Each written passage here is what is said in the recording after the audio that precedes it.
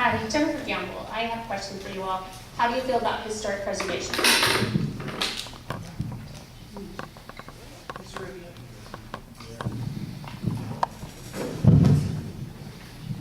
Very much so. I think that if we look at what's around us, Riverside is a part of our history. We have the orange navel tree that's going through a problem right now, and they had hopefully found a cure for the problem we have, even though it's not a historic location, but it is something of history to us. The Mission Inn, yes. We know that the Mission Inn has been part of our history for a long time, up and down Route.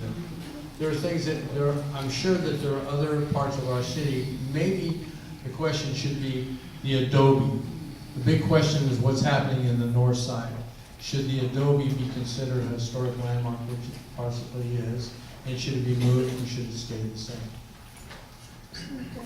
I would say that at this time, I would say that that particular situation of the adobe needs to stay where it is.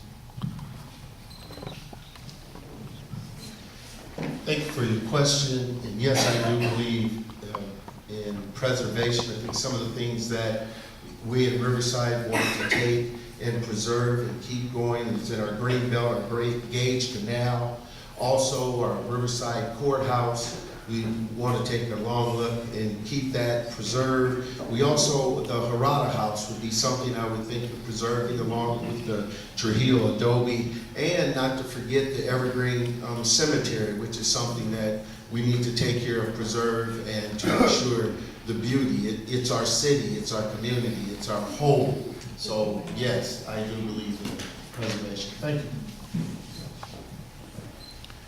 Historical preservation is incredibly important, especially in a city like Riverside where we have such rich history. I fancy myself a bit of a history buff. My wife in the back can attest to that. But I think it's important to distinguish the difference between historic and old. And sometimes historical preservation can go a little bit far, where we're trying to save buildings that are simply old and have very little historical importance. So when we're talking about the Harada House, when we're talking about the Trujillo Adobe, when we're talking about Victoria Avenue and the Mission Inn, these are all vital, important parts of Riverside's rich history.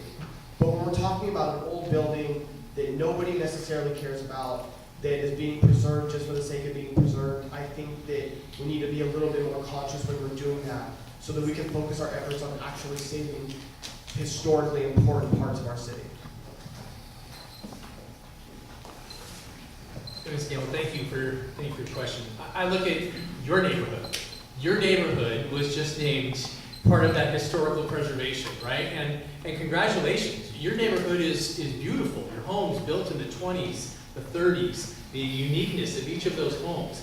That is one of the things that makes Riverside such a great place, is neighborhoods like yours. And those things should be preserved, neighborhoods. There's other neighborhoods in the city that are equally, you look by Mount Rubidoux and you have some of the neighborhoods in there and the homes in there.